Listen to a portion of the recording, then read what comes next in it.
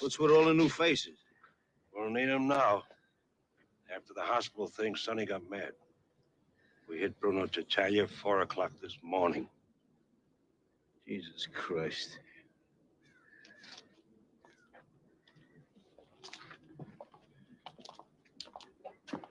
Looks like a fortress around here. Tamanuch. Hey, 100 button men on the street 24 hours a day. That Turk shows one hair on his ass, he's dead. Believe me. Hey, Michael, come here. Let me look at you. You look beautiful. It's beautiful. You're gorgeous. Hey, listen to this. The Turk, he wants to talk. You got you. Imagine the nerve on this son of a bitch, hey. Craps out last night, he wants a meeting today.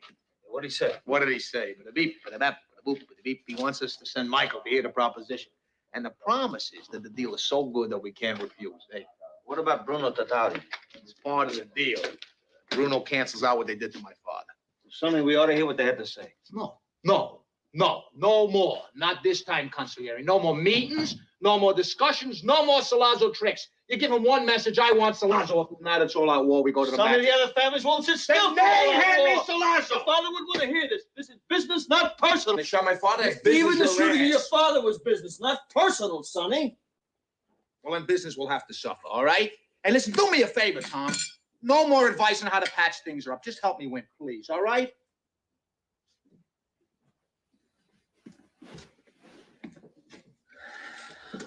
I found out about this Captain McCluskey who broke Mike's jaw. What about him?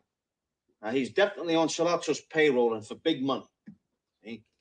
McCluskey has agreed to be the Turk's bodyguard. What you have to understand, Sonny, is that while Salazzo is being guarded like this, he is invulnerable. Now, nobody has ever gunned down a New York police captain, never. It would be disastrous. All the 5 families would come after you, Sonny. The Corleone family would be outcast. Even the old man's political protection would run for cover. So do me a favor. Take this into consideration. All right, wait.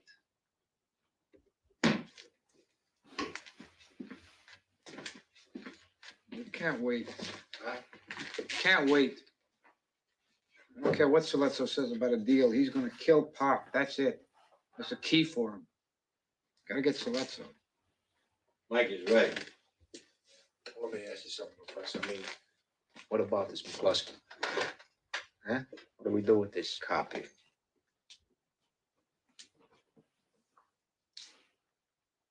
They want to have a meeting with me, right? It will be me, McCluskey, and Salazzo. Let's set the meeting. Get our informers to find out where it's going to be held.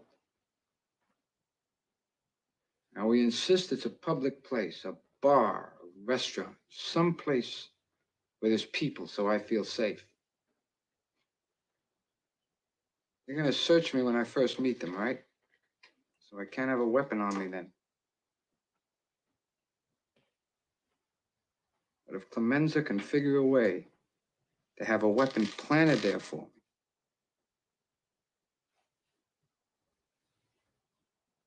then I'll kill them both.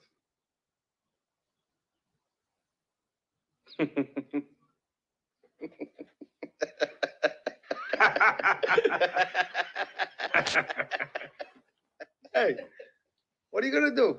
Nice college boy, huh? Didn't want to get mixed up in the family business? Huh? Now you want to gun down a police captain, why? Because he slapped you in the face a little bit? Huh? What do you think, this is the army where you shoot him a mile away? You got to get up close like this, and bada bing, you blow their brains all over your nice Ivy League suit. Come here. Mwah. Tom, this is business, and this man is taking it very, very personal. Where does it say that you can't kill a cop? Come on, Mikey. No, wait a minute. I'm talking about a cop that's mixed up in drugs. I'm talking about a dishonest cop, a crooked cop who got mixed up in the rackets and got what was coming. That's a terrific story. Don't screw We have with newspaper people anything. on the payroll, don't we, Tom? They might like a story like that. They might. They just might. It's not personal, Sonny. It's strictly business.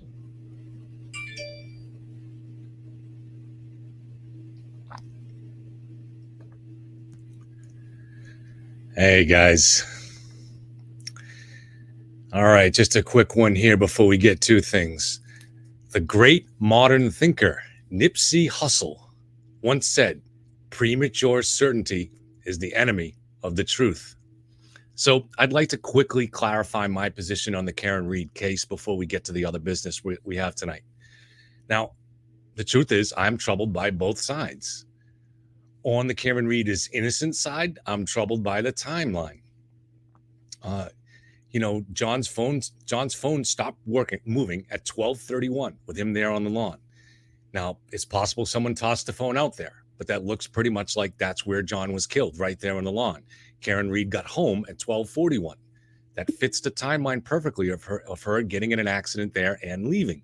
There are other possible explanations, so don't get excited, but it does fit that timeline. And I'd feel a lot better if we could get data that showed that she actually left at 12:29. I'd feel a lot better, but we don't seem to have that here. I'm also troubled by the missing ring video from the O'Keefe home. All we have is the data. That's the first data we have is at 5 a.m. that shows Karen backing into the car. Where's the data showing her pulling into the garage? I'm troubled by the continuing reluctance of Reed to give to the prosecution access to her phone data. It's troubling. I'm troubled by the sudden appearance of a specific memory of seeing O'Keefe poke his head inside the house. All of a sudden, that just came out last week. That's very new. I don't know. It's a little disturbing to me. I'm also, and in fact, that's coming out after she reported, according to John's niece and to Jen McCabe, she reported on the phone at the time that morning that she last saw John at the Waterfall, the bar downtown. So that's confirmed by the niece. Now, again, that may not be, the niece may have been buying into a narrative at that point, but it is a little bit troubling. I'm also concerned that the prosecution says the black box data shows that she was in a collision that says it was John O'Keefe. Now, we haven't seen that data yet. So, we've seen a lot of disputes here about data. So until we see that data, it's going to be really kind of hard to make up our mind on that. But if that turns out to be clear-cut data, it's going to be hard to refute. I'm also troubled that the defense leaks partial documents, such as the Hyde analysis of McCabe's phone data. Why not give us the whole thing? So on the other side, I'm also troubled, though. Why was Lally so insulting to our intelligence in trying to explain away the health app data on O'Keefe's phone? That kind of nonsense to be put out, that nonsense alone makes me inclined to believe Rich Green's analysis. And if Rich Green's analysis is accurate, then there was a conspiracy. Why didn't the Alberts come out of the house that morning? That's always going to bother me. It's really hard to explain that in any kind of an innocent way. Why is Proctor's investigation such a hot mess? It seems to be filled with attempts to deceive and misdirect. That's really, really, really strange. Why do that? How does that happen? Then there's the 6 degrees to Berkowitz. I could maybe buy into him trying to get a reporter to take a tweet down as he did, but that they successfully kept the story of the month from the major Boston media is highly suspicious to me. And the fact that he drove down the street a week later and found broken pieces of taillight just seems, I don't know, what are we doing here? That's just too weird to me. So Berkowitz seems like a good jumping off point into tonight's case. We're going to talk about the Long Island serial killer. Erin has some excellent research because this kind of thing just rears its ugly head, this kind of corruption in both these cases, and I guess in a lot of cases. So here in the Long Island serial killer case, we have a police chief also interfering with a murder investigation because he had something else he desperately wanted to hide, and he kept the FBI out of it until he was forced to resign.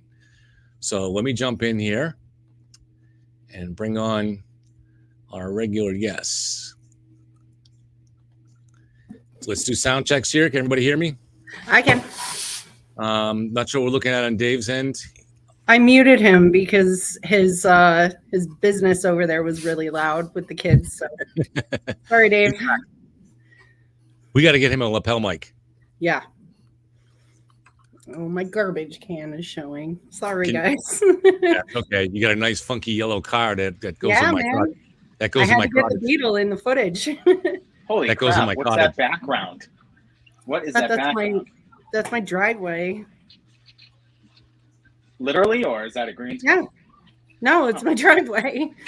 Oh. I'm in my garage. Okay. I So, think that's Aaron. a lie, but okay. What's up? I got I some was fascinated. doll pictures for you, Kev. Aaron, I was fascinated when you had me doing the research on Gilbert, Shannan Well, Gilbert. I could do an episode on Gilbert alone. Let's do that. But before, let's kind of talk about this strange Chief Burke and why he was forced to finally step down. And the day after he stepped down, that's when the FBI was invited in, which goes back into what I was saying the other day, that for most of these cases, unless there are federal laws that apply, the government can't just jump in. The federal government can't just jump in. They have to be invited in. Right. So he obviously was the barrier to the FBI being invited in for this case.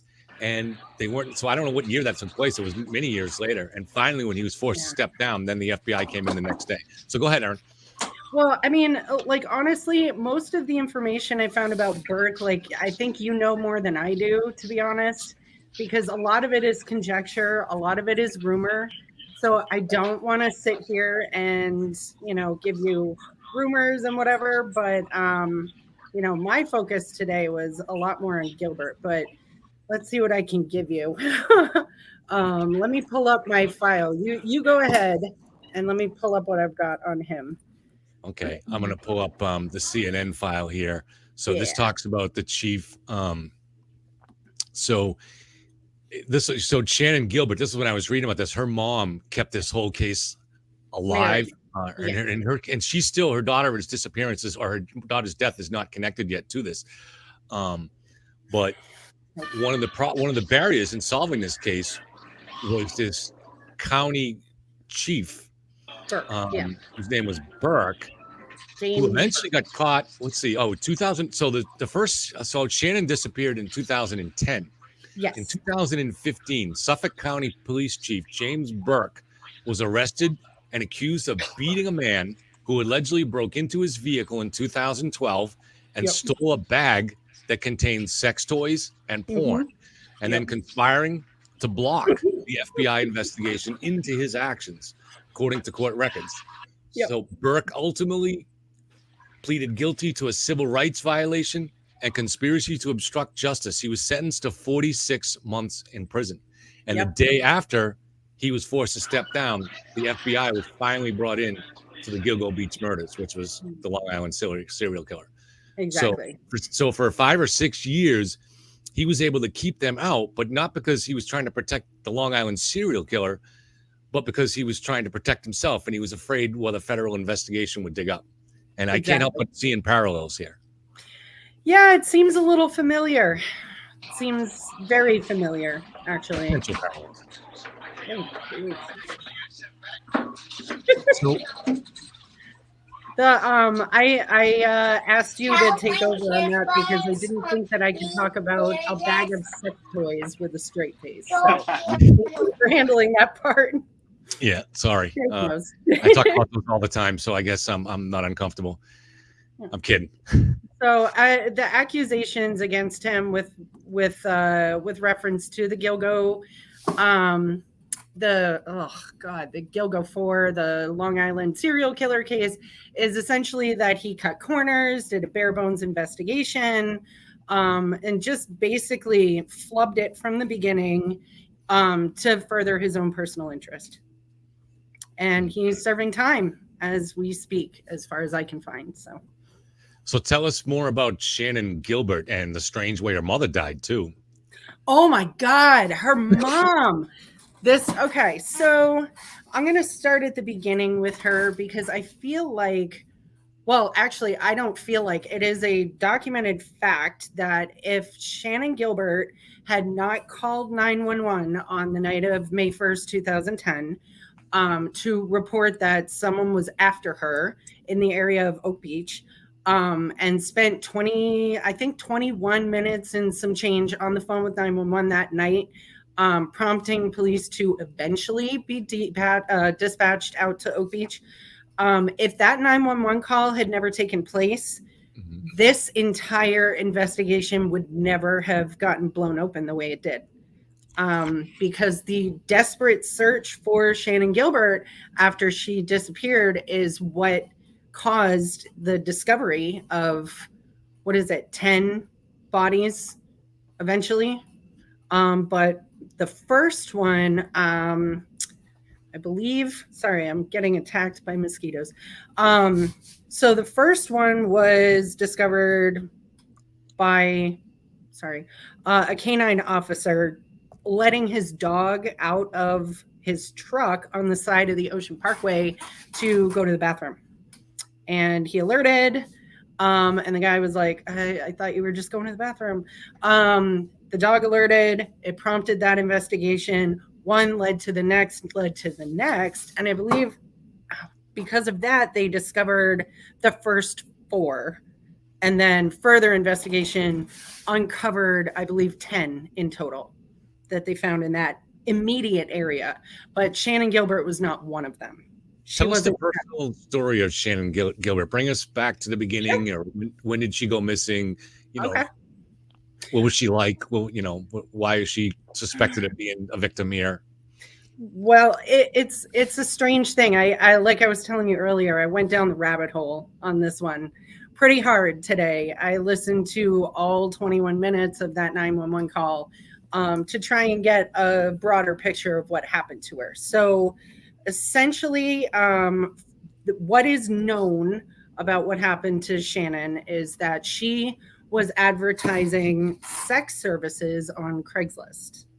The news and the police actually referred to her in the early days before her mom stepped in and, you know, put the kibosh on it. But essentially they said that she was a missing hooker from Jersey City. What she basically was doing, she way back was an escort for a service, I think called Lace Party Girls out of Manhattan. That eventually got a sting happened. She ended up getting in trouble along with a lot of other girls. They shut it down. So she was doing this independently on Craigslist, just offering on the casual encounters section, sex services essentially for money. So this guy, Joe Brewer, who had a home in the Oak Beach area of Long Island, which is a gated community. And that is actually an interesting piece of information to file away for later. But she showed up with her driver, Michael Pack, at about 2:00 in the morning on May 1st, 2010, to do whatever it was that she was going to do for cash with Joe Brewer inside his home. Michael Pack dropped her off and waited outside in the car. And between the hours of about 2 a.m. when he dropped her and 4:51 in the morning when she placed the 911 call, there were actually 6 short phone calls between her and Michael Pack, who was waiting outside. And one was to ask him to go to a CVS down the road to pick up various items, including lube. Michael Pack refused. So it's alleged, and I cannot find more than like 2 unsubstantiated reports that she actually left Joe Brewer's house with him in his car to go to the CVS down the road, come back to the house, go back inside, and everything seemed fine until she called 911 at 4:51.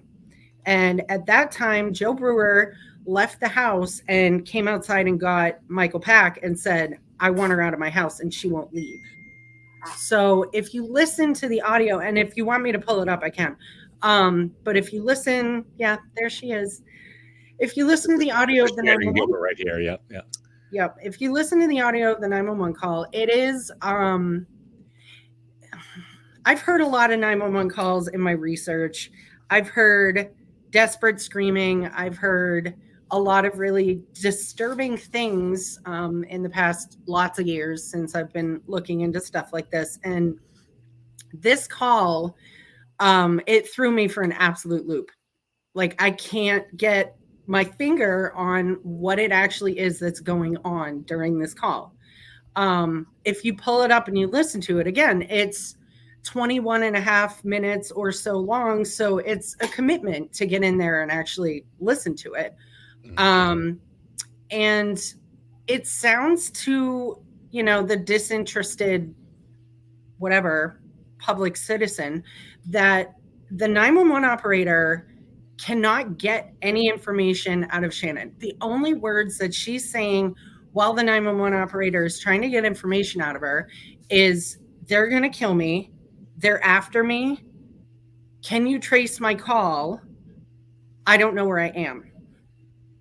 So the 911 operator is asking her some kind of ridiculous questions, actually. She's like, what county are you in? Like, first of all, I mean, I don't know New York as well as I probably should, having lived there for a little while, but I don't know what county I'm in Massachusetts half the time. Like, it's a very odd question. So Shannan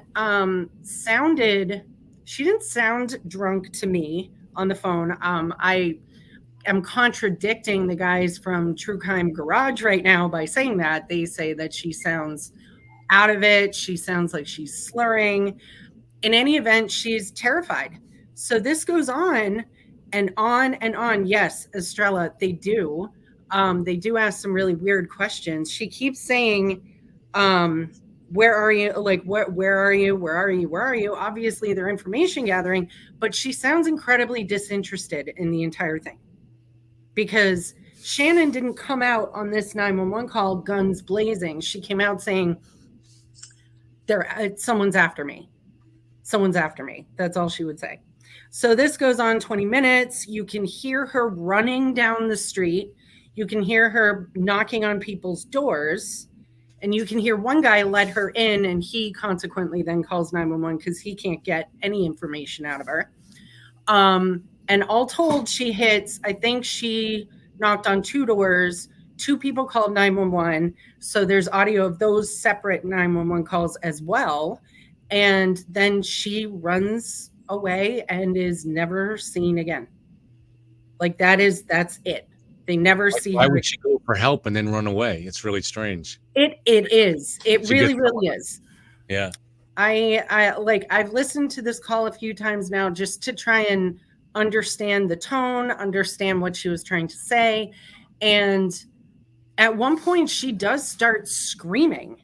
She screams, get away from me. Stop. Don't do that. Stop. And I'm like, just dispatch the cops, lady. Like, and she's still trying to get information as to where Shannan is. And Shannan repeatedly asks her, can you trace my call? And the 911 operator says, no, I can't. And that's the end of that. So she cannot tell her where she is. It takes the other 911 callers to give a location. So what connects her? Does anything connect her to the Long Island serial killer? Not evidence-wise, no. Just the area. Just the area. And the fact that the 911 call prompted the search, which then led to the discovery of other remains. But I don't know. Something seems weird. The rabbit hole I told you about earlier, I read one report, and only one report, that said that when she went into that house, Joe Brewer's house, that he was not the only man inside that house. And when she calls 911 initially, she says, they're going to kill me. Not he's going to kill me, not he's after me, they're after me, they're going to kill me. There was someone else in that house, I think, and it sounds like it from what she said on the 911 call, but I cannot find any indication that that's actually true, that there was another person in the house. So my little antenna started going crazy when I read that there was a second man in that house, because my brain went, well, was it Rex? Was it the guy who was ultimately arrested for these murders?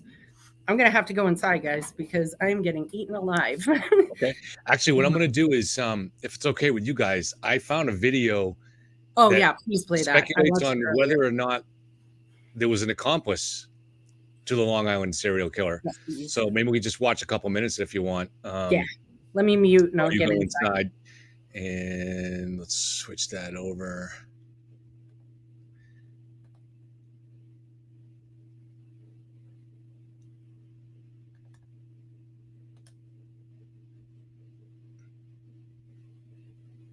22. Huerman was spotted discarding a pizza box in Midtown Manhattan, and investigators swiftly moved in. A new innovative DNA analysis technique was applied to a piece of discarded crust, offering the missing piece to the jigsaw puzzle. The results were a match to a degraded hair sample found on Waterman's body back in 2010. This hair, which had previously been untraceable, suddenly became a crucial piece of evidence linking Huerman to the victims.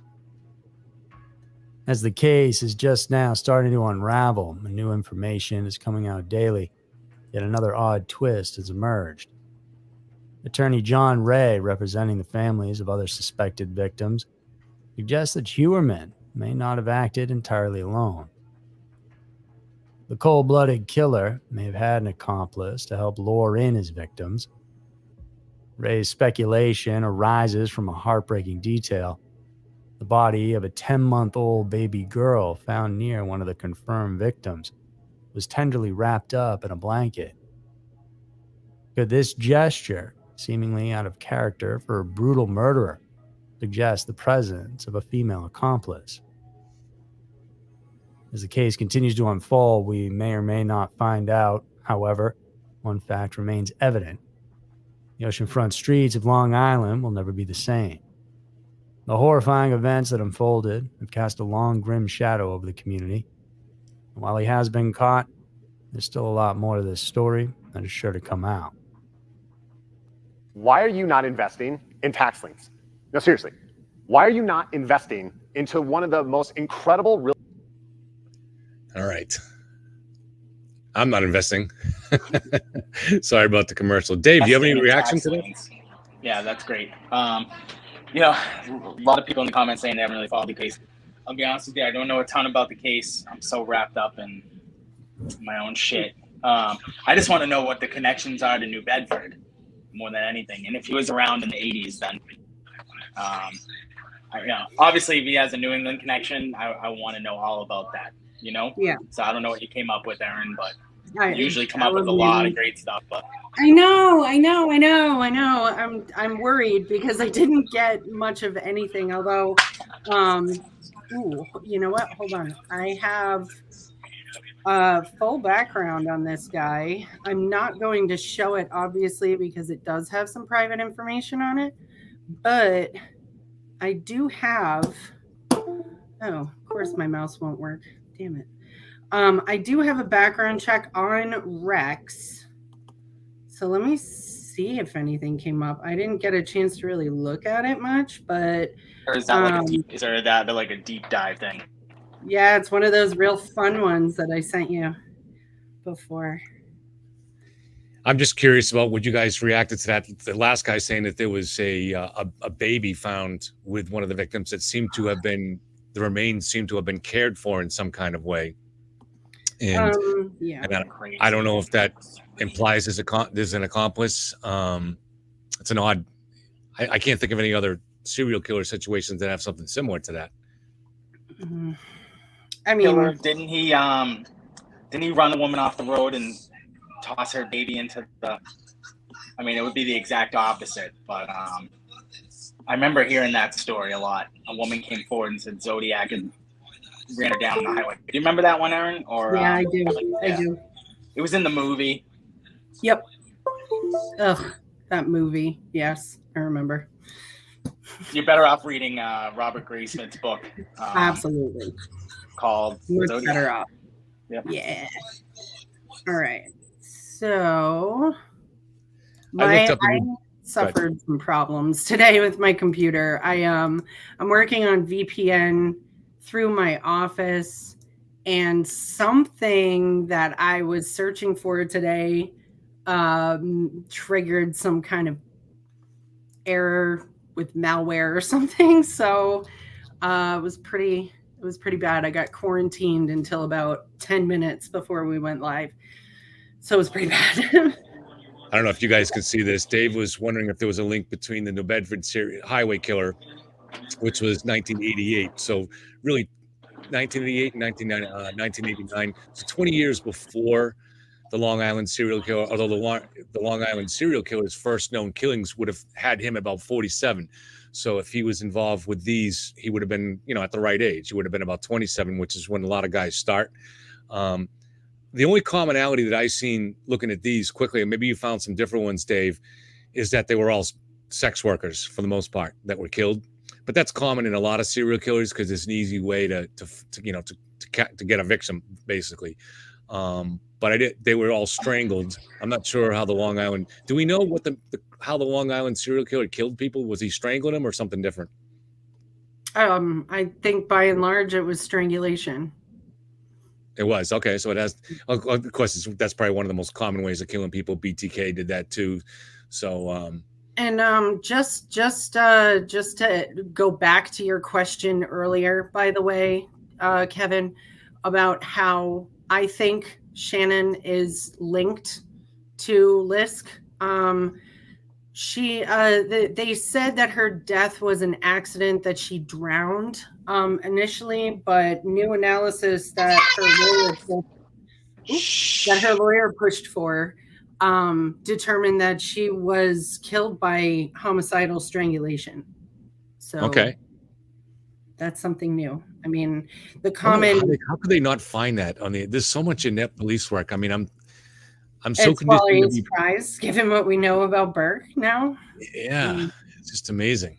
I mean, I'm so conditioned to be positive towards police. Most of the cops I know are great people, but whenever I look in these investigations, it seems like there's a lot of inept police work. And even just, I'm curious to see the final way that they.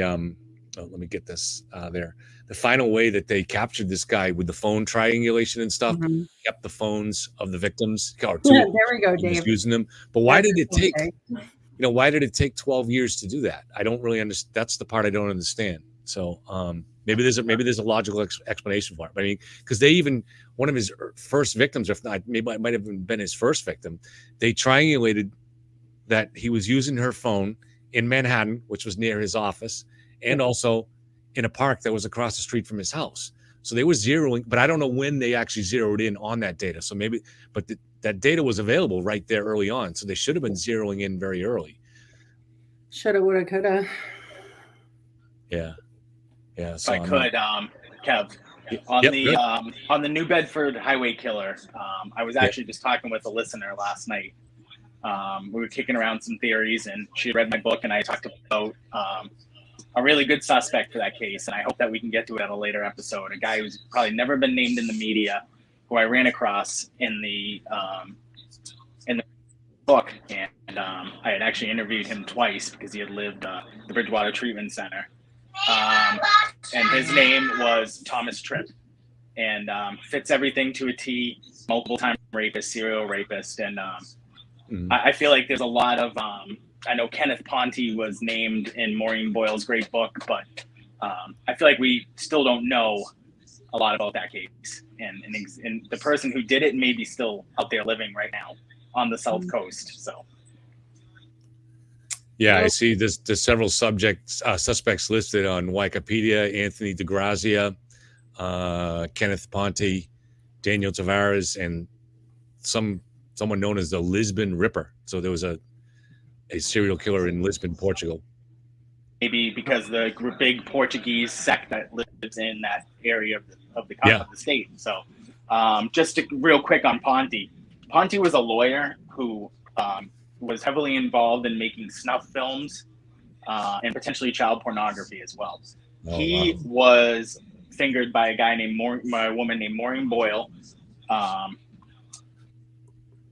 New Bedford highway serial killer, which I highly recommend you read. And she was a reporter for the New Bedford local newspaper where most of this was happening. And she fingered Ponte as the guy. And he actually died in a trailer park, completely destitute. Now, this is a guy who was a high-powered lawyer at the time here in the South Coast. And but he, like I said, he was heavily involved in making snuff films. And he ended up going down to Florida, completely destitute, never practiced law again, and basically died of suicide. And there was nothing outside of just a lot of circumstantial evidence that really linked him to the murder. So that person has either died with the secret or they're still out there alive right now. So, Aaron, what about the dolls? What do we find on this? This is another. I know we've had people ask me about this, so they're really looking forward to. I don't know if I have some images if you want to. Yeah, I found some stills. I can put them up for you if you'd like to see them. And you have that video, right? Yeah, I'd be happy to. I'll throw it on if you want. Throw that on too, but I can. Let's see if I can do that. Where's my buttons? Present. Yeah. Right. Long Island serial killer case for some time, you're probably aware that someone was leaving these creepy dolls at some of the victims' memorial sites. The documentary series The Killing Season covered this in one of their episodes. I recall watching it and being completely freaked out by the creepy nature of these dolls and who was leaving them there. A Reddit user just reshared this information along with the photos. This is the one left at the memorial for Melissa. Here is the one left for Megan Waterman. Here is the one left for Maureen Brainerd Barnes. And finally, here is the one left for Amber Lynn Costello, which you'll notice another chilling detail about this particular doll. It has stuffing coming out of its mouth. When you consider what happened between Rex Heuermann and Amber Lynn Costello, this detail with the stuffing coming out of the mouth is even more chilling, as it seems that he was trying to get even with her. These dolls are called timeout dolls. They are often seen and sometimes used as home decor by people with an unusual sense of humor. Most of the times, the dolls do not have faces, and they're positioned to look like toddlers put in timeout. Very creepy, if you ask me. Of course, it's even more chilling that these dolls were left at the memorial sites for several of the Gilgo Beach murder victims. Even more disturbing is this next photo, which depicts an object taken from Rex Heuermann's house. A child-sized doll in a glass case that kind of looks like a coffin to me. If you look at this photo closer, you can see that the doll has blonde hair and sort of resembles a timeout doll, though it's too hard to tell from this photo if it is in fact a timeout doll. Someone else on Reddit or somewhere else suggested it could be an Icelandic doll, and Heuermann's second wife is from Iceland. We'll just have to wait and see what comes of this. But this case just gets more and more disturbing each day as new evidence is released and as more people come forward and explain interactions that they have had with Heuermann. If you want to take a closer look at those, I do have the stills up I can share. Sure. Yeah. Let me do that. So basically, either he left those there as at the sites after the bodies were recovered, or somebody else that just was interested in the case went and did that. You can try to make this bigger too. Oops. There you go. Good. Yeah. All right. So that is the one at Megan. I'm gonna butcher her last name. At hers. This is one of the timeout positions, I guess. I've seen these in people's yards actually, and they're super duper creepy. Here is Amber's. Yeah. Like she was saying, the stuffing is coming out of this one. I don't know if it's from the elements or if it's intentional. Yes. There's a lot of weird rumors about these dolls. Here's another. This is Melissa's. Super creepy. And then this one's Maureen's. This one freaks me out the most with the hands over the face facing front. It's just I hate it. It's so creepy. So those what is are a timeout doll? What does that mean? Like a little kid in timeout, like facing the corner with their hands up. It's like they were popular with an older generation. I feel like in the 70s or 80s. I've been reading a little bit of gossip here and there about these dolls, and there's this rumor floating around in circles on Reddit and Web Sleuths, actually, that some woman was responsible for doing this, and it didn't have any connection whatsoever to Rex. Wow. I don't know. I don't think we have any way of knowing, honestly, but I think it's way, way, way too creepy to discount it completely. Yeah, I mean, there is. I had researched back in the not too long ago whether it was actually a myth or true about suspects or criminals returning to the scene of the crime. And the evidence is somewhat limited, but because you're not going to usually catch them. But there is a tendency to do that with killers if they can safely do it, which most of the time they can't. But if they can safely do it, yeah, they have a fascination with their own crime scene. Yeah, and I think this happened overnight too.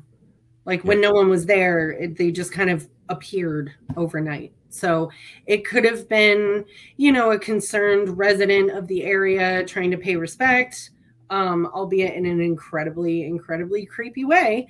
Or it was Rex maybe taunting the victims' families.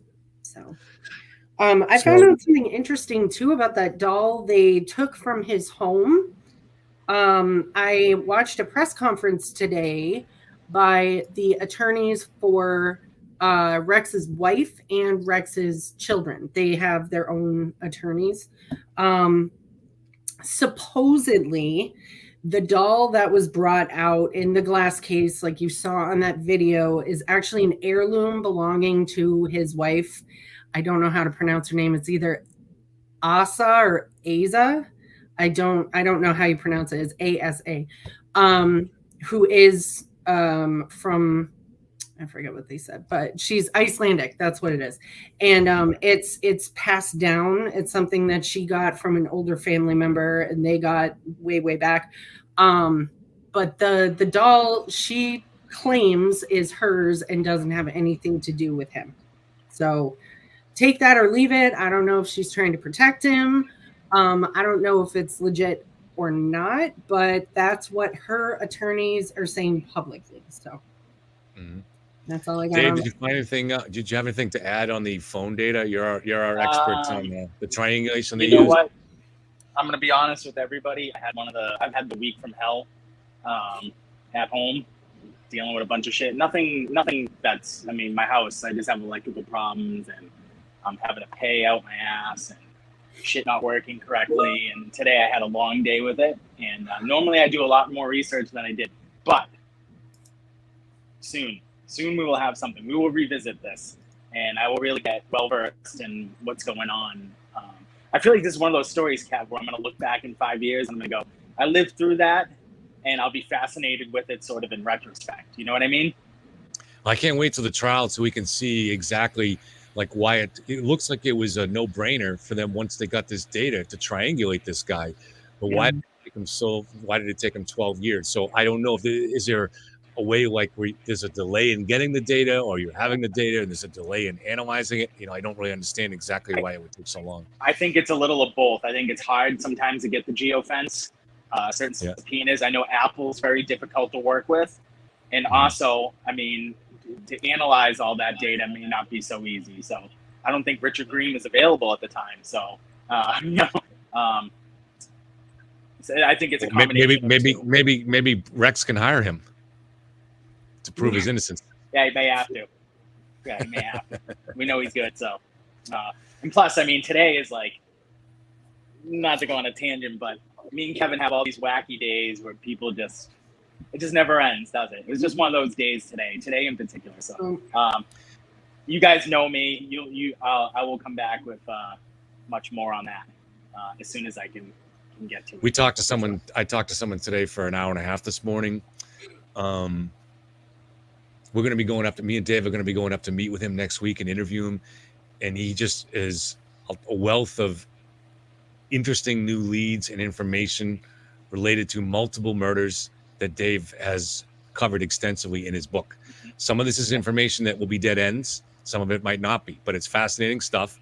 Some of these things might turn out to be things that Dave has heard of or investigated, but a lot of them might be new.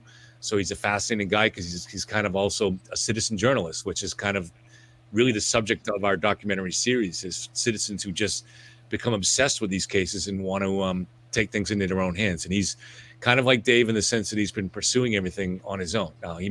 He ended up with similar conclusions to Dave too, than that these were a group of predators that were working together. So in other ways, their conclusions will diverge, but it should be really interesting. So we're going to meet. He even wants to come out on the road with us, and we're going to go up and me and Dave are anyways, and go after someone who's a suspect in the case. This guy's given us the address and the information. So we're going to see if we can get him to talk to us. We're not going to say anything more specific about that, but we're going to try to get up there next week. And I don't know if Dave has a bulletproof vest that I can borrow. Yeah, right. We need them with the things that we do. But really quickly, if I could add one more thing too. I saw some people say, yeah, talk the New Bedford highway killer. If you read my book, I go on a slight tangent about a man that I met in the research for my book. That man's name was Thomas Tripp. Now, Thomas Tripp had been a guy who was, since the 1960s, had been picking up prostitutes in New Bedford, Fall River, Dartmouth, Assinet, Fairhaven, and all these towns, for those of you who are in this area that I'm in right now, all run off that New Bedford highway. And he had been raping women for years and years, and he got committed as a sexually dangerous person in the late 1970s and didn't get out until the mid-1980s. And I think Tom Tripp is as good a suspect as anybody for the New Bedford Highway serial killer case. I really do. And I was able to sit down with him twice and interview him at Dunkin' Donuts in Attleboro. He lived about a block from my house, still does. My old home in Attleboro. Now he's about a half hour from me. And, I went on a long rabbit hole on this guy. And he's one of the most prolific rapists in American history. And he was right there in New Bedford the entire time. And I asked him, Tom, were you ever questioned in the New Bedford serial killer case and the highway case because, your crimes? And he immediately shut me down. His daughter actually shut the interview down at that time. So it's worth looking more into, for sure. I mean, there are 11 victims, and that looks like about a year and a half period for that New Bedford serial killer. 11, that's a lot of victims for that one location. Yeah, and Tom Tripp was the most prolific serial rapist that I could find, who was in Bridgewater. I mean, he was sectioned in Bridgewater for years, and got out suspiciously before the murder started occurring. And he had done the same thing. He had picked up sex workers and raped them. He had a very similar MO, Kevin, to the Green River Killer, where he would pick up prostitutes, sex workers, beat them, rape them, leave them on the side of the road. And again, this is a guy who lives right in my neighborhood. He was a block from my house for years. He lived with his daughter, still alive, still find him on the sex offender registry. I believe he's in his mid-80s now. And he had crimes back all the way to the late 1960s. And, in the research for the book, I wanted to talk to him because he had lived with Wayne Chapman in Bridgewater, and he gave me great information about Chapman's day-to-day life. And then I started looking at his crimes, and then I started looking at the highway case, and then I talked to Maureen Boyle, who wrote the definitive book on it, and she was like, "Oh, love him as a suspect, but what are we doing?" And Olive Heatley says, did they get him? No, they didn't get him. He still lives, as far as I know, to this day, alive and well with his daughter and her kids. So he's still alive. Which always brings up with these cases when you have an unsolved serial killing like that, where so does the killer stop? Does he move somewhere else? So I think you'd want to look around the country to see if you can find a similar MO somewhere else, to see if he's just relocated.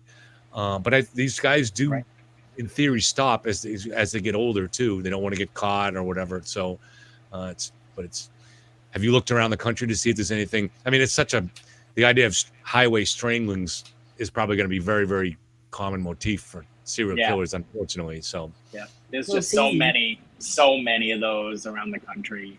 So many in the history of this country, especially with truckers, long distance truckers, and there's been multiple serial killers who were long distance truckers. And easy to dump bodies, and you're very mobile. You're in and out, So I mean, it's worth another look. I think Maureen Boyle did write the definitive book on it, but she's getting up there in age too, and maybe it's potentially something that this channel can look at with your guys' help. You know what I mean? So we're ready to move on to other cases, past Karen Reed and things like that, and do what we're really set out to do, what our mission was, which was to breathe new life into these cold cases. Yeah, we're ready to expand right now. Actually, we're bringing on as soon as next week a Vegas team, Chicago, Austin, Texas, and working on New York and Los Angeles too. So we're going to start expanding, bringing on more people, and we'll have more cases to discuss. Obviously, we're still going to have the Massachusetts base here, and we'll have, I think we're going to get to the point within a couple of months where we'll be going live every night, and so we'll have different hosts here. One of us three, maybe Tom, if he's willing to do it. Tom has media training, so and we'll just come on with guests from one of these cities, and we'll talk about cases that are mostly unsolved cases, but not necessarily. I'm also interested in cases that are solved, but that have something peculiar about them that really gives you an insight that might be useful into other unsolved cases. And real quick, Kevin, if I can answer Lisa Healy.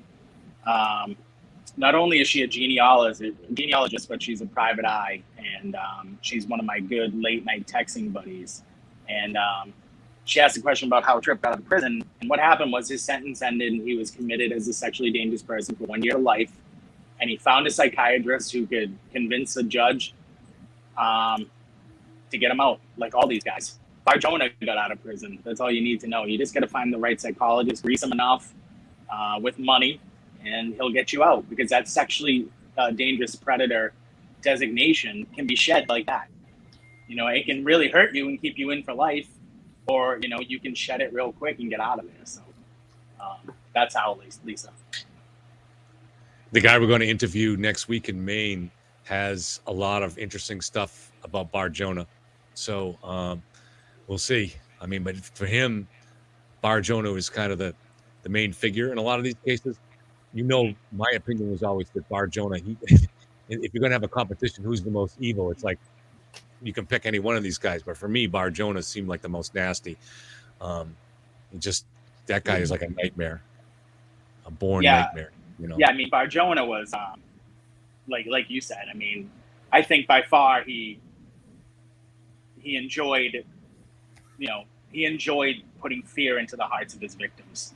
And to me, there's something extra sadistic about that. So I would have to agree with you, Kev, 100% of that triangle, Charlie Pierce, Wayne Chapman, and Barjona. I would say Barjona was probably the worst, but everybody has a different opinion. Stan, we have talked about Molly Bish a little bit when we did the playing cards. There's a great suspect for that who's dead now. I think if he didn't die, they probably would have brought charges against him. So yeah, I'm interested. We're always interested. It's the biggest and one. I think we can maybe get Melanie to come on and talk about that too, or if she could bring on. She works very closely with Dr. Myers, who I think is responsible for discovering the body of Molly Bish. She is. Yep. So that's something that maybe we could talk to her and see if they could come on. And she's Melanie's obviously worked on this for 30 years, these kind of cases, but also Dr. Myers seems to be maybe one of the foremost experts in the country on discovering, tracking down these kind of cases, tracking down suspects, looking for bodies, especially looking for bodies, physical evidence, that kind of thing. Yep. Actually, and, go ahead, Erin. I know you rewatched the documentary. Yeah, I was gonna say I want to talk about it because I rewatched it today. Actually, it's funny that you brought that up because I remember her mentioning Molly Bish when we went out there, whatever that day was. And I remember, obviously other things than falling in the river, but I rewatched her doc today because I finally got a DVD in the mail from Amazon because you can't stream it anywhere anymore. This is Have You Seen Andy by Melanie Perkins, but go ahead. Yeah. Yes. Yeah. I was gonna grab the case and but watching it again, I just she's very, very talented, but I have to say that the footage of them in the woods digging, walking around, her showing everyone everything, it was bizarre because we were just there with her talking about the same thing, and it doesn't look any different than it did the day she filmed her documentary. And that was when? That was years and years ago? 2002 is when she did the bulk of the filming. Came out in 2003. So, yep. I mean, we're talking 20 years. Yep. And that area hasn't changed. I mean, if anything, it's gotten more overgrown and more disgusting. I mean, you saw the pictures I took of some of the crap we saw on the ground around there. But Watching her walk around this area and not fall in, by the way, was eerie. And then interspersed there with Wayne Chapman's voice talking about the school bus full of kids. Like, I have a very strong stomach for this shit, like a very, very strong stomach for it. But that, I had to step off it today. Like, I had to walk away. And I don't usually, I could look at pictures of dead bodies. It doesn't faze me, but his voice, it hit something like way down deep. And I was like, oh. And Dave's heard the longer version of that. Yeah. I actually have the longer version of that. I have it, so I gotta get it out to you guys. I put a transcript of it in my book, but he gets a lot more graphic and what he wants I to do. remember reading that, but he actually loved to tape himself. He would talk into his tape recorder often. They had like 4 hours worth of audio tape that they found at that traffic stop in Waterloo, which ended up sinking him just weeks later. So yeah, MJ, the documentary is called "Have You Seen Andy?" It's a documentary by Melanie Perkins about missing boy Andy Puglisi in Lawrence in 1976, August 21st of 1976. So yeah. I mean, Erin rewatched the documentary today. I obviously wrote a book on it.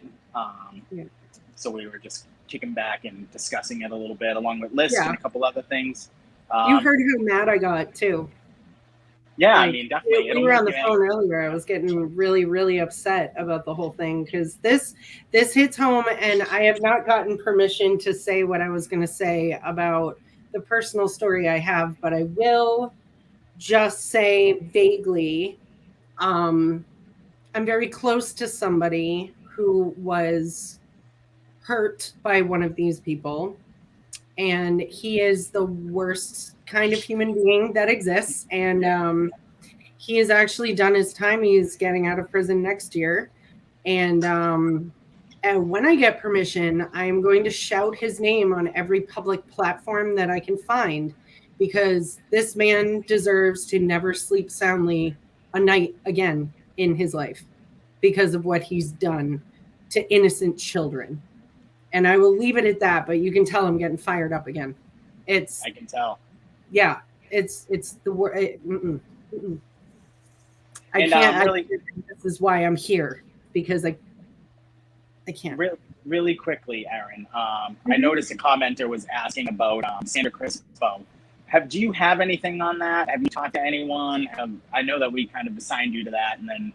Yep, I've been working on some stuff. Yeah. I've been trying to verify some of the crazy that that our pal Mike was spouting all over the internet. So far, and his posts are public. Anybody who wants to look can see what he has to say. He says that his father was a self-made mafia don out of Quincy, who was in charge of the cocaine trade in Quincy. Can't verify that. Cannot verify that. The man has a squeaky clean record. I could find 0 arrests on the father. Mike also says that Sandra and her, and I'm quoting him, by the way, I'm not making this claim. We're not endorsing this. This is just what her brother said. This is what he said. He said that Sandra and her heroin-addicted boyfriend, again, his words, not mine, were responsible not only for stealing money from their father's home, but are responsible directly for his suspicious death.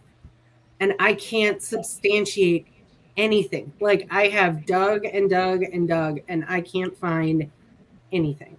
So actually, my new buddy, Suzanne Cleveland, is going to meet me in Hanson. Awesome. We're making plans to do a little walk around so she can kind of show me the area. She's told me some stuff that made me really not want to go there by myself. So She knows the area, and she has graciously offered to help me out with this. And I think just having feet on the ground in the town, just getting a 3D picture, if you will, of the whole area, and more importantly, of what the public attitude is in the area is the most important thing. She also pointed me in the direction of a bar in Hanson where we might have some luck talking to people. So we're going to work on that. Thank you, Suzanne. And She Kevin, rules. you had a conversation today. I wanted to see if you could give us a couple snippets, maybe, of what all conversation you had today. You know, it's one of the problems with these conversations, and I know you had one too, that is that you really have to, you get this interesting information that comes in, and it could be vital to these cases, but you're not sure. You have to really try to be guided by ethical considerations, and you don't want to hurt somebody, family members and things like that. So you have to be really careful about what you're willing to discuss. So some of the more stunning things that I was hearing today were things that I don't think I'll ever be able to discuss, not without the permission of those people. So, I mean, because I don't want, I didn't get in this to hurt innocent people. So, I don't know. It's tricky. So we're going to meet with him next week, and we'll source these things a lot better. We'll get him on the record. And I know he believes it, and he's done a lot of great investigative work. And he has some theories about some of these cases, like Lee Savoy and David Lewison and Andy Puglisi and other cases that'll be maybe a little bit different. But at the end of the day, the same as yours, in that there were predators working together and a similar cast of characters, but with some different things involved in it. So I don't know. We'll see. We'll see. I think full disclosure for everybody out there, Mike Dubrowski is the guy who's saying all this stuff that Aaron just said. He is Sandra Crispo's brother. I did send him an invitation to come on the live show tonight. And after a lot of hobbling and haggling, he declined. So I'm surprised he talked to you, Dave. Yeah, I know he doesn't like it. He kept talking. He shut me down so quick. And I was using every tactic I could think of to get an older man to talk to a younger woman. You would think that flattering, all of it. You'd think he'd love it, but he shut me down so fast, like out of nowhere. He was talking. He was ranting, and then all of a sudden, just nothing. So I don't know. Well, it's a big deal to go on camera. You've never been on camera before and talk about a case that involves a family member. So there's all kinds of reasons that somebody can back out of something like that. I don't think it's necessarily suspicious. I think it's going to be a common thing with us when we get family members that want to come on with us that are going to back out at the last second. Yeah. Just as long as people know we're always going to be gentle and fair with anybody that comes on. You know, your voice counts. We're not going to shut you down. You're going to come on, and you're going to get a full chance to make your case for whatever it is you want to say. And you guys know that Kevin is going to be fair. He was the referee and in high school. You know, he is always going to be fair. And that's one thing that more than anything people message me about and say Kevin is the most fair guy on the planet, and he is. So yeah, that's really Kevin's the guiding light of the show. You know what I mean? Because if it was me and Aaron, it would just be insanity. You know? So, yeah. But I'm grooming you guys though, because as we expand and you take on a host role and you'll have two other guests, then you'll have to be the guy in the middle. Oh, shit. I'll try. I'll do what I can. Well, it's kind of like the Turtle Boy episode the other day on Court TV. Whatever that guy, that host was terrible. But whatever his opinion is of the case, his job is to be neutral and to try to present both sides. Yep. Right. I think I can do that. I did go to law school. I can yeah. both sides, so yeah. Do you feel like he presented both sides though, Kevin? Really? No. But that's at least his job. He understood what his job was. He just didn't do it. How about that fucking lady who came on afterwards? Oh completely my God. Oh, the expert? No clue. Yeah. Yeah, no clue. Oh my God. None. And did you see the Turtle Boy article today where he totally shredded her and pulled up all the dumb shit she's ever said and everything? It was great. It was glorious. Absolutely glorious. Yeah, so I don't know where you want to go now, Kevin, but Benjamin, I emailed you back tonight, buddy. I know you were heavily involved in the search for Sandra, and I'd love to get your thoughts on it, man. I got back to you right before I came on tonight. My kids are running around like fucking crazy, so Benjamin wants to come on now. Is that what if he's you want saying? to come on now, yeah. Give us an email, Benjamin. We'll shoot you the invite. Right on. Katie, Olive. I think I have this. Any updates since the TB interview on what exactly? I'll send him the invite. We'll see who our longtime mysterious regular Benjamin is. I think I have this. We want to see Benjamin live. Suzanne Cleveland. I was always partial to Cincinnati. Suzanne's my buddy. Yeah, Katie, that was painful. Katie, I'm still waiting to get an email from you so you can talk about getting you on board with us.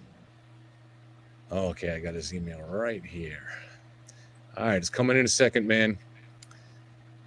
Here comes the link. Okay, Benjamin, give it about 60 seconds. I think I have my thing on delay, so I have the option of undoing things. But you should get it any minute, any second now.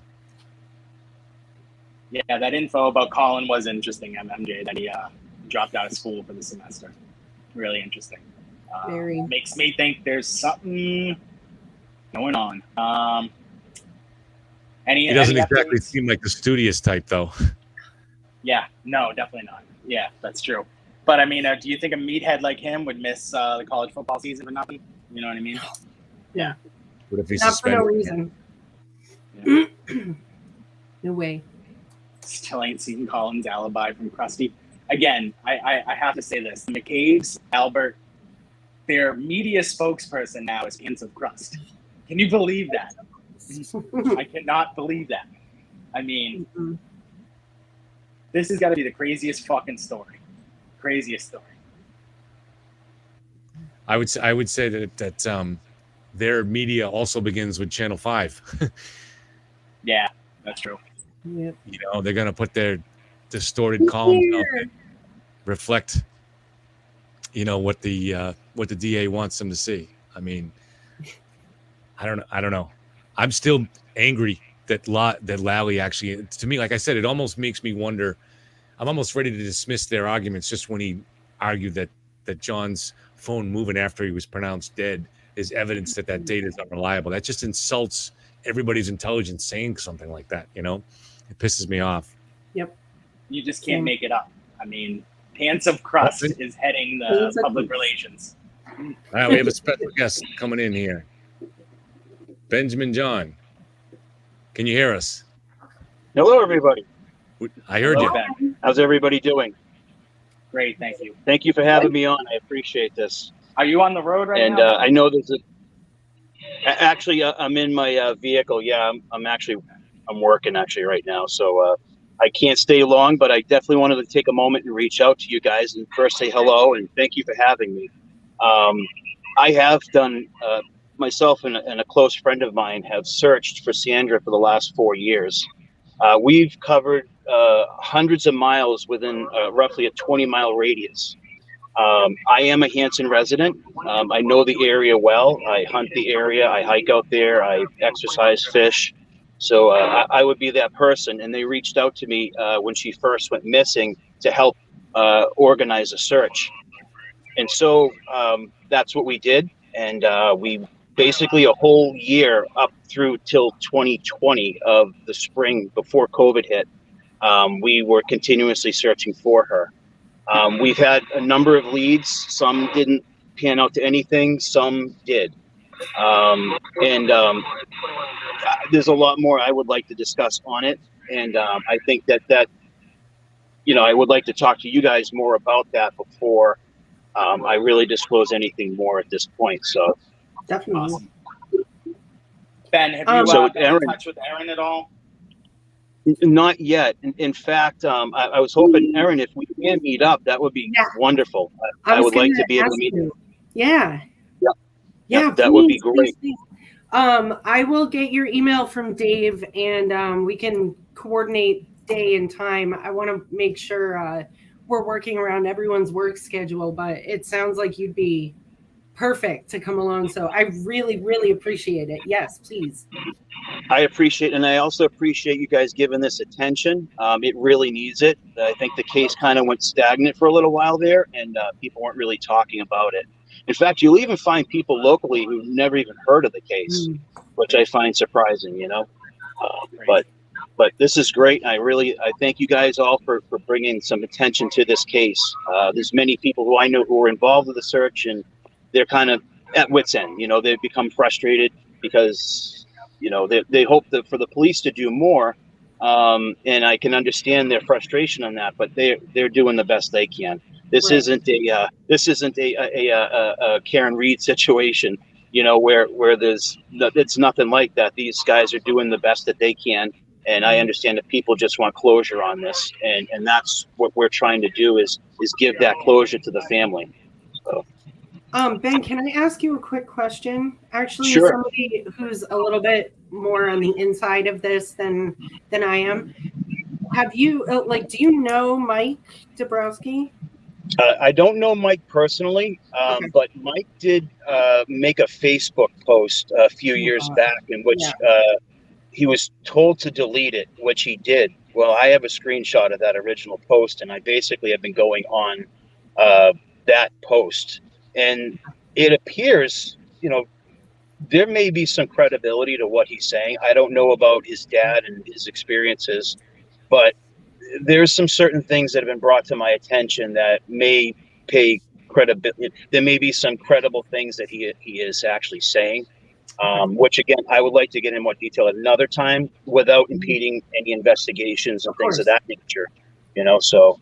Yeah, we're gonna talk. You and me will talk a lot because I want to get your take on a few things that I've found while looking into, you know, different social media posts and whatever. Not just Mike's, but there have been some forums that I've been searching through, trying to find any little insider tidbit, and there were a few rumors that I want to try and put to bed if I can. So yeah, I would love your take. Yes, please. And I agree that there's a rumor mill that is a mile long out there right now. There's many different angles that I'm hearing that there's just no substantial evidence that I'm seeing that would support any of what I'm hearing. And that's another reason why I think this is great that we're having some clarity on this, because I believe clarity is what is needed to get the closure that the family needs. Absolutely. This is going to be great. Yes. I need your help, and I appreciate your offer. So 100%. Yes, please. Well, the feeling is absolutely mutual. I need your help too. Awesome. Well, I'll do what I can. I mean, it appears that you probably know way more than I do about this, but a little digging can go a long way. So let's get in touch and match wits, huh? Sounds great. I'm looking forward to that. Oh, me too. And I think that's a big part of what this is about. We're now seeing that across the country, there are a lot of instances where citizens can make a difference in helping solving these cases for a variety of reasons. Sometimes the police don't really effectively work together with each other, different departments, or there's changing authority positions within the units, or sometimes they just don't have the resources. So there's a lot of reasons, but I do think that we're seeing more and more, and we're going to see more and more of that. We want to kind of start creating that network here too. And I think we're on our way to doing that. And we'll be able to do I believe that after we have a conversation and the information I give you, I believe Erin and Dave and you too, Kevin, you guys may be pleasantly surprised as to what I have actually uncovered. Oh my God. Stop teasing me. I pray that I'm correct. That's all I can say. Well, I'll do what I can to try and help with what I've been able to dig up. So wonderful. Excellent. I look forward to that. Absolutely. Okay. All right. Thanks, Benjamin. Thank you, guys. Take care. God bless. Take care. Talk to you soon. All right, guys. I think we're probably going to wrap this up unless there's something you think I've missed that you really want to go over. No, I mean, I think that hopefully people understand this is what me and Kevin had in mind when we came together. We wanted to see if we could breathe a bunch of new life into a bunch of really cold cases by getting people talking about it, and that's all we're trying to do. Try and be entertaining as we can in doing so. So if there's a case in your neighborhood, shoot us an email. We're just so inundated with emails every day that I'm just trying to get back to everybody is a chore. But yeah, we're going to, over the next 2 weeks, just continue to get better and better at systemizing this and organizing this, and then bringing in the new regions that we're going to be absorbing very quickly now. So it's going to get more interesting, but we want to make the presentation more interesting too. And so we'll get there, but thank you guys for sticking with us and giving us a chance. Please, if you haven't, I'm sure that by now you must have hit subscribe, but if you haven't, please hit subscribe, because we'd like to hit that magical 5K number. I think we still need 500 more to go to get there. We got close. We're getting closer, but we would love to get to that 5K number. 500 subscribers. If you haven't hit subscribe, that's all we need to get to 5K. So we don't ask for much. Just please hit subscribe. That's really all we care about. And I love you to death. Just keep shooting me those emails, guys. I know, Brittany, I see you. You bought the book. So let me know what you think of it. And Doc, hopefully a year from today, we have a finished film and we can talk about that. Yeah, Brittany, you donated the other night. Thank you very much. Don't worry about it. That's good. We're not here to make money. So we do take the donations, and they're going all towards the documentary series. But we very much appreciate what you did. Thank you so much. No need to give any more. So, Erin, you want to say anything before we say goodnight? Yes, please. Yeah, I put my email in the chat. I don't see it coming up, but I did put my email in the chat. If anybody wants to get in touch with me about Sandra Crispo specifically, please hit me there, or anything new that you want, a different take on. Maybe if Kevin, Dave are busy, hit me up. What we should do is we should look for a domain, Aaron, and buy it. Find Sandra Crispo. Let's do something like that. Okay.